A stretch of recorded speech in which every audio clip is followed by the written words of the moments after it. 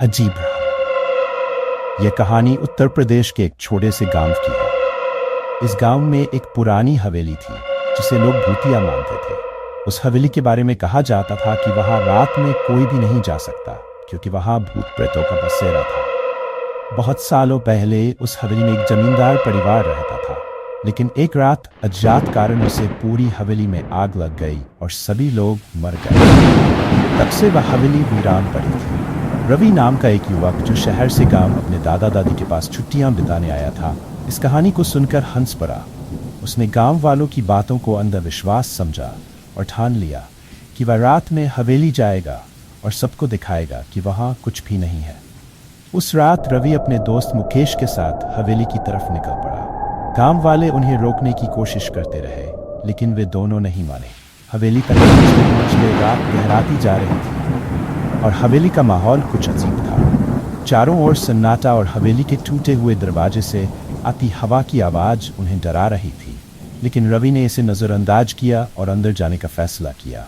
हवेली के अंदर अंधेरा था, दीवारों पर जाले लगे हुए थे और फर्श धूल से ढका हुआ था। जैसे ही वे दोनों अंदर बढ़े, अचानक एक अजीब सी ठंडी हवा का झोंका आया और दरवाजा अपने आप बंद हो गया। मुकेश घबरा गया, लेकिन रवि ने उसे शांत रहने को कहा। दोनों ने मोबाइल की फ्लैश लाइट जलाकर चारों ओर देखा। दीवारों पर अजीबोगरीब आकृतियां बनी हुई थीं, जैसे कोई उन्हें देख रहा हो। थोड़ी देर बाद उन्हें ऊपर की मंजिल से किसी के चलने की आवाजें सुनाई देने लगी। ये सुनकर दोनों घबरा गए। रवि ने हिम्मत करके ऊपर जाने का फैसला किया।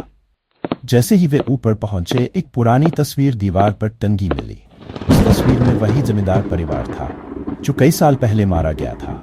लेकिन जैसे ही उन्होंने तस्वीर की ओर गौर से देखा, तस्वीर में मौजूद सभी चेहरे उनकी तरफ देख रहे थे और उनकी आंखें लाल हो गई थी। रवि और मुकेश ने दौड़कर नीचे भागने की कोशिश की, लेकिन उन्हें ऐसा लगा जैसे हवेली की दीवारें बंद हो रही हैं। अचानक हवेली में एक खतरनाक हंसी गूंज उठी। चारों ओर धुंध और साये दिखाई देने लगे। दोनों की सांसें थमने लगी और वे हवेली के बाहर भागने के लिए दरवाजे की ओर दौड़े। लेकिन जैसे ही उन्होंने दरवाजे को छूने की कोशिश की, एक अदृश्य ताकत ने उन्हें पीछे धकेल दिया। हवेली के अंदर अब सिर्फ अंधेरा था और वो दोनों वहीं कैद हो चुके थे। कहते हैं कि उसके बाद उस हवेली में किसी ने रवि और मुकेश को कभी नहीं देखा। लोग मानते हैं कि अब वे भी हवेली का हिस्सा बन गए हैं, जो हवेली में घुसने वालों को चेतावनी देने के लिए इंतजार कर रहे हैं। इस घटना के बाद गांव वालों ने उस हवेली के पास जाना ही छोड़ दिया। रात में हवेली के पास से गुजरने वालों को आज भी वहां से आती अजीब सी आवाजें और हंसी सुनाई देती है।